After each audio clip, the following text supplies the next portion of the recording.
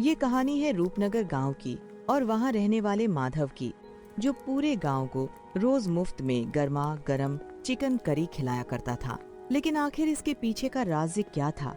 क्या गांव वाले कभी उसकी सच्चाई जान पाएंगे या शक ही सब कुछ बर्बाद कर देगा? आइए जानते हैं इस कहानी में।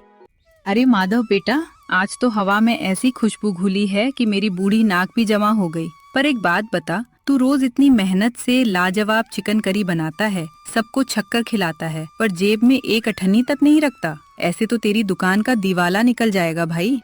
काकी, जब तक इस हांडी में उबाल है और आपके चेहरे पर ये मुस्कान है, माधव का ठेला ऐसे ही चलेगा। पैसों का क्या है, वो तो आज जेब में है, कल नहीं। पर आपका ये आशीर्वाद तो हमेशा मेरे साथ रहेगा ना।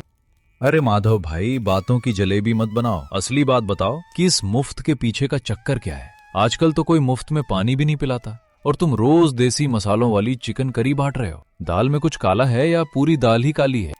भोला भाई, तुम खाने पर ध्यान दो, जांच पड़ताल पर नहीं।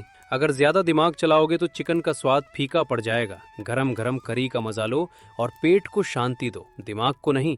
शाम होते ही माधव अपना खाली ठेला लेकर झोपड़ी पहुंचा, लेकिन उसे क्या पता था कि भोला चुपचाप उसके पीछे पीछे चल रहा है, उसके मुफ्त करी चिकन का राज जानने के लिए।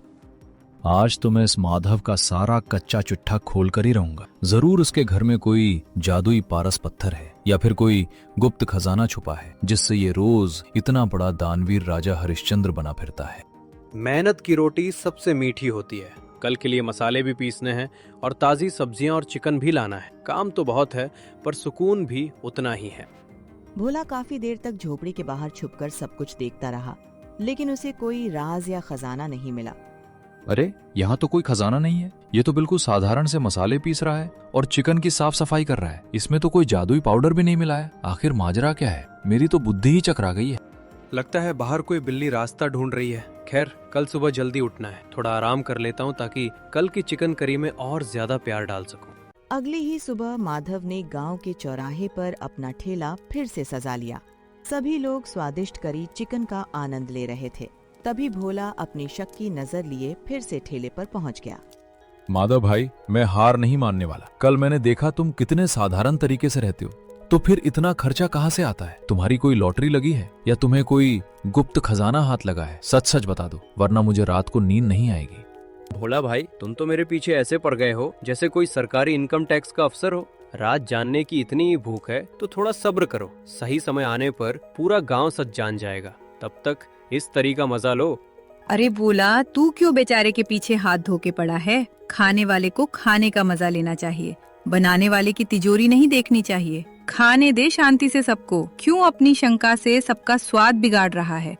काकी, आप भोली हो इसलिए माधव की बातों में आ जाती हो। मुझे तो लगता है कि ये हम सबको किसी बड़ी मुसीबत में डालने वाला है। बिना स्वार्थ के तो इंसान छाया भी नहीं देता, ये तो पूरा खाना दे रहा है। और दूसरी ही तरफ तभी एक बड़ी सी महंगी गाड़ी आकर रुकती है। उसमें से चालाक मुस्कान लिए शेर सिंह उतरता है।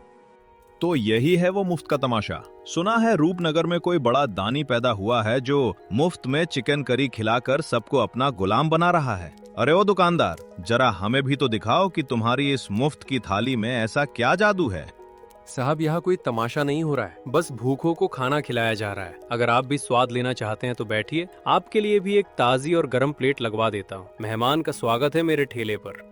अरे हटाओ इस कचरे को, मुझे बेवकूफ मत बनाओ। दुनिया में कोई भी चीज मुफ्त नहीं होती। जरूर तुम ये सड़ा गला और घटिया दर्जे का सामान इस्तेमाल करते हो, जिसे लोग खाकर बीमार पड़ जाएंगे। ये सब तुम्हारी कोई बड़ी साजिश है।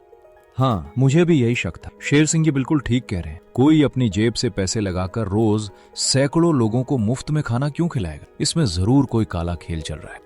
शेर सिंह और भोला की बातों से चौराहे पर खड़े लोग भी सोच में पड़ जाते हैं और पूरे माहौल में अचानक सन्नाटा छा जाता है। शाम होते ही शेर सिंह और सभी गांव वाले बरगद के पेड़ के नीचे इकट्ठा हो जाते हैं। तभी शेर सिंह अपनी बातों से सबके दिलों में शक और डर की आग भड़काने लगता है। देखो भाइयों, मैं शहर का बहुत बड़ा व्यापारी हूँ और व्यापार के नियम जानता हूँ। ये माधव तुम सबको मुफ्त का लालच देकर तुम्हारे स्वास्थ्य से खिलवाड़ कर रहा है। अगर कल को कोई बड़ी बीमारी फैल गई तो ये माधव तो अपनी झोपड़ी छोड़कर भाग जाएगा।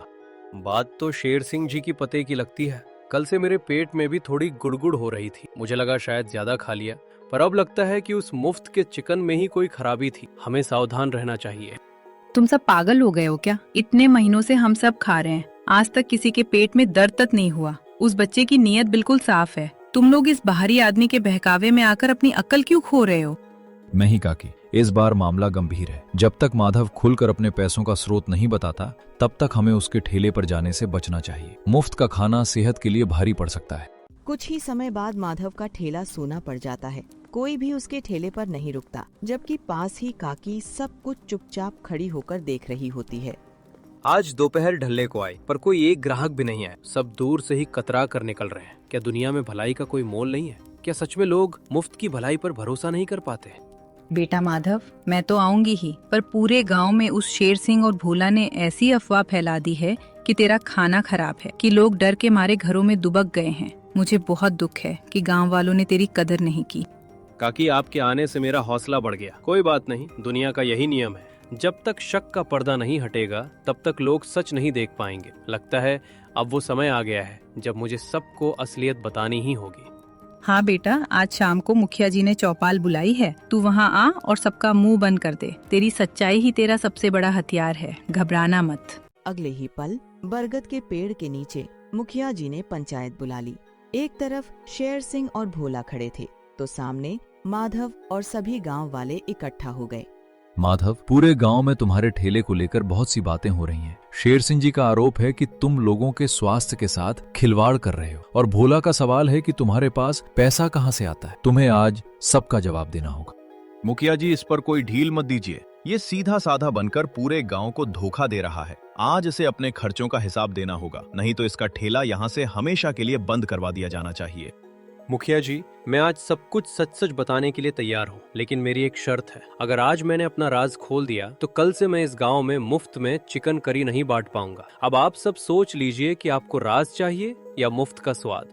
हमें कोई लालच नहीं है माधव भाई, हमें सिर्फ सच जानना है। तुम अपनी कहानियां बंद करो और सीधे सीधे असली बात पर आओ कि ये सब कैसे मुमकिन होता है। तो सुनिए भाइयों, आज से 3 साल पहले मैं आनंदपुर गांव में एक छोटे से ढाबे पर काम करता था। वहां के सबसे अमीर और नेक इंसान थे धनी राम जी। उनका एक ही सपना था कि उनके इलाके में कोई भी व्यक्ति कभी भूखा न सोए। वो रोज मुझसे बहुत सारा भोजन बनवाते और गरीबों में बंटवाते थे। हाँ, मैंने धनीराम जी का नाम सुना है। वो बहुत बड़े परोपकारी थे, लेकिन उनका तुम्हारे इस मुफ्त के ठेले से क्या संबंध है माधव? संबंध ये है मुखिया जी कि पिछले साल धनीराम जी ने सब कुछ छोड़कर दूर एक बड़े तीर्थ पर जाने का फैसला किया। जाने से पहले उन्होंने मुझे बुलाया और कहा कि माधव, ये मेरी जिंदगी भर की कमाई की एक बड़ी रकम है। इसे अपने पास रखो और तब तक लोगों को मुफ्त में स्वादिष्ट खाना खिलाओ जब तक ये पूरी तरह समाप्त ना हो जाए। अरे, तो ये पैसा धनीराम जी का है। माधव अपनी जेब से नहीं बल्कि उस महान बुजुर्ग की वसीयत से हमें खिला रहा था। यह सब सुनते ही पंचायत में सन्नाटा छा गया। भोला और शेर सिंह दोनों का सिर शर्म से झुक गया। बाघ दोनों का सिर। धनीराम जी ने मुझसे वादा लिया था कि मैं किसी को इस बारे में नहीं बताऊंगा, ताकि खाने वाले को ये न लगे कि वो किसी की खैरात खा रहा है। वो चाहते थे कि लोग इसे अपना हक समझकर सम्मान से खाएं, लेकिन आप लोगों ने मेरी नीयत पर ही शक कर दिया। माधव भाई, मुझे माफ कर दो। मेरी इस फालतू की जासूसी और शक्की दिमाग ने एक इतने बड़े और पवित्र काम पर कीचड़ उछाला। मैं सचमुच शर्मिंदा हूँ। मुझे बहुत बड़ी भूल हो गई। देखा तुम सब ने, मैं कहती थी ना कि माधव हीरा है। तुम सब एक बाहरी लालची व्यापारी की बातों में आ गए और इस बच्चे का दिल दुखा दिया। अब भुगतो सबके सब। अरे, मुझे क्या पता था कि इसके पीछे इतनी बड़ी कहानी है। मैं तो बस, खैर, मेरा यहाँ कोई काम नहीं है, मैं चलता हूँ। बेटा माधव, इस पूरे रूपनगर गांव की तरफ से मैं तुमसे माफी मांगता हूँ। तुमने धनीराम जी के सपने को जिंदा रखा और हमारे गांव को चुना, पर हम तुम्हारी कद्र नहीं कर पाए। कृपया अपना फैसला बदलो और यहीं रहो। मुखिया जी, माफी मत मांगिए, लेकिन जैसा मैंने कहा था, राज खुलने के बाद अब मेरा यहाँ रुकना सही नहीं होगा। धनीराम जी ने कहा था कि जहाँ लोग खुश न हो या शंका करे, वहाँ से आगे बढ़ जाना चाहिए। अगले गांव सुंदरपुर में बहुत से ऐसे लोग हैं जिन्हें इस ठेले की ज्यादा जरूरत है। नहीं माधव भाई, ऐसा मत करो। तुम्हारे बिना हमारा चौराहा सूना हो जाएगा। हम वादा करते हैं कि अब कोई तुम पर शक नहीं करेगा।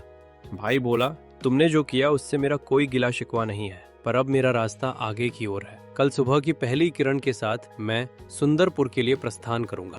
फिर अगली ही सुबह माधव वह गांव छोड़कर सुंदरपुर पहुंच गया और वहां भी अपना ठेला सजाकर मुफ्त की चिकन करी बांटने लगा। अरे भाई सुनो, ये क्या अजीब बात लिखी है तुम्हारे ठेले पर? मुफ्त की चिकन करी? क्या सच में इसके पैसे नहीं देने होंगे, या बाद में तुम हमसे कोई बड़ा दाम वसूल करोगे? बाबूजी, यहाँ ना तो कोई धोखा है और ना ही कोई चालाकी। बस बैठिए, गरम गरम चिकन करी का स्वाद लीजिए और तृप्त होकर जाइए। पैसे की चिंता छोड़िए, वो ऊपर वाले ने पहले ही चुका दिए हैं।